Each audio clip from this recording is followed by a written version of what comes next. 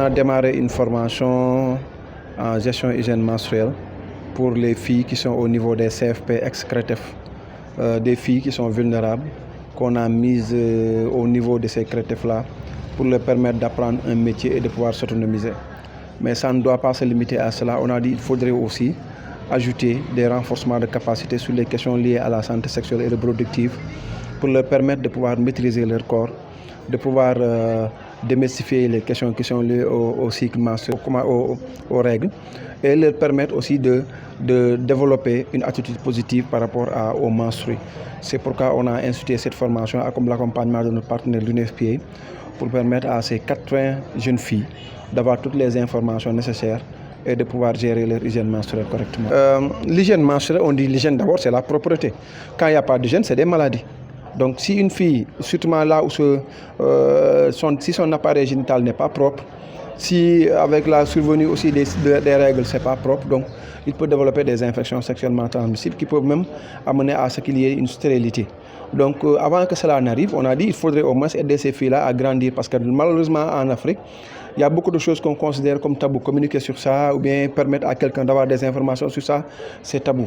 Maintenant, comme les filles aussi n'ont pas les moyens de pouvoir s'acheter des serviettes hygiéniques, on les aide à avoir des serviettes hygiéniques réutilisables et propres pour leur permettre au moins d'avoir une hygiène saine, mais aussi de lutter contre les infections sexuellement transmissibles, mais aussi d'être autonome parce que vous ne pouvez pas aller dans des assemblées là où il y a beaucoup de monde et que vous sentez mauvais parce que simplement vous avez une mauvaise hygiène au niveau de votre cycle menstruel. Nous venons de lancer une activité de formation de 2 jours au bénéfice de 80 jeunes filles sur l'hygiène menstruelle, sous l'initiative effectivement du centre conseil ado de Kolda, en collaboration avec le centre de formation professionnelle de Kolda et également en collaboration avec l'UNFPA, qui est un partenaire privilégié du ministère de la Jeunesse à travers les PPJ et qui fait un excellent boulot que nous magnifions effectivement.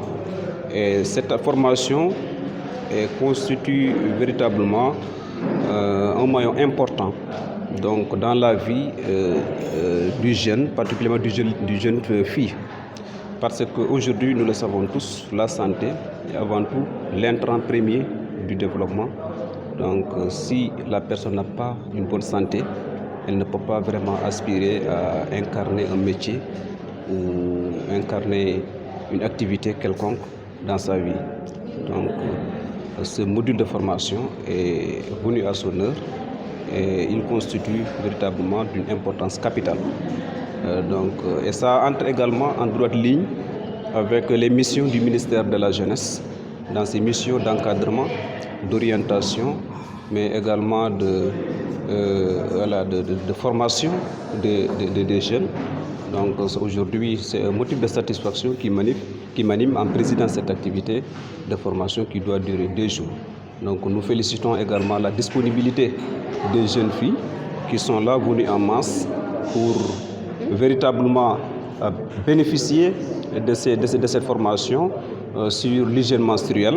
Donc nous leur demandons véritablement de suivre ce module de formation qui est très capital pour elles, donc aujourd'hui dans la vie. Effectivement, Monsieur le Président de la République a récemment initié et présidé un conseil présidentiel sur l'emploi et l'insertion des jeunes. Il a décidé personnellement d'écouter l'ensemble des jeunes des 14 régions du Sénégal pour véritablement diagnostiquer avec eux le fléau de l'emploi, du chômage des jeunes. Et au sortir de ce conseil présidentiel, d'importantes mesures ont été prises par M. le Président de la République. Et parmi ces mesures, il a annoncé justement un montant de 450 milliards axé sur l'insertion et l'emploi des jeunes.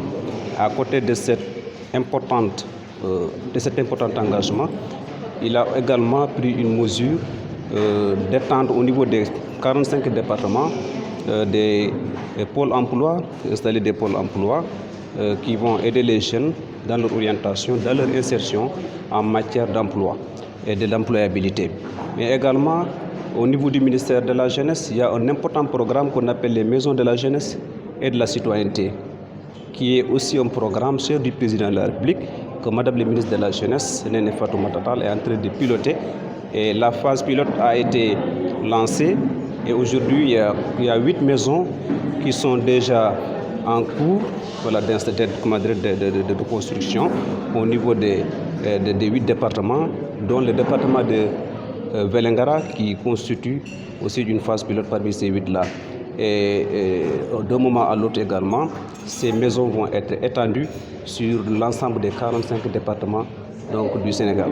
À côté également, il y a une circulaire qui nous est parvenue récemment qui parle également de recrutement de 1000 jeunes volontaires du service civique national et également 500 jeunes animateurs socio-éducatifs. Donc c'est le ministère de la Jeunesse qui a initié cette activité-là. Et à côté, il y a d'autres comme le secteur de l'emploi et de l'insertion constitue un secteur transversal.